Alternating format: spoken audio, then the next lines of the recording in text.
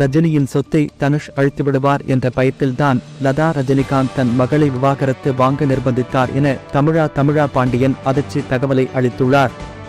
நடிகர் தனுஷும் அவரது மனைவி ஐஸ்வர்யாவும் ரஜினிகாந்தின் உடல்நிலையை கருத்தில் கொண்டு விவாகரத்து பெற மாட்டார்கள் என சொல்லப்பட்டு வந்த நிலையில் திடீர் திருப்பமாக இருவரும் விவாகரத்து பெறுவதில் உறுதியாக இருப்பதாக கூறி விவாகரத்தும் பெற்றனர்.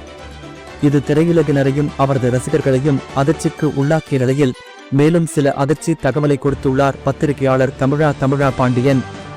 தனுஷ் மற்றும் ஐஸ்வர்யாவின் விவாகரத்து குறித்து கிங்ஸ் நியூஸ் எனும் யூடியூப் சேனலுக்கு அவர் அளித்த பேட்டிதான் இப்போது வைரலாகி வருகிறது. அவர் இவர்களின் விவாகரத்து குறித்து பேசுகையில், தனுஷ் மற்றும் ஐஸ்வர்யாவிற்குள் கருத்து வேறுபாடு வர காரணமாக அமைந்ததே நானும் ரவுடிதான் படம்தான். தனுஷ் தனக்கு பட வாய்ப்பு கிடைக்காத சமயத்தில் குறைவான பட்ஜெட் படங்களை தயாரித்து வந்தார். அப்படித்தான் 6 கோடி பட்ஜெட்டுடன் வந்த விக்னேஷ் சிவனுக்கு நானும் ரவுடிதான் படத்தை தயாரிக்க முன் வந்தார். ஆனால் படம் 16 கோடி ரூபாய் வரை செலவை இழுத்துவிட்டதால் தனுஷ் இதற்காக கடன் வாங்கியுள்ளார். விநியோகத்திலும் இந்த படம் இழப்பை தந்ததால் அவர் வீட்டில் பிரச்சனை வந்துள்ளது.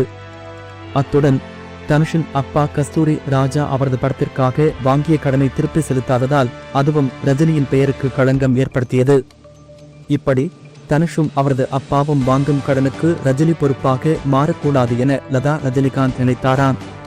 முன்னதாக ரஜினியின் உடல்நிலையை கருத்தில் கொண்டு இருவரும் ஒன்று சேர்ந்து விடுவார்கள் என கூறப்பட்டு வந்த நிலையில் நயன்தாராவின் அறிக்கை அவர்களின் பிரிவுக்கு காரணமாக இருந்தது என பலரும் கருத்து தெரிவித்து வருகின்றனர்.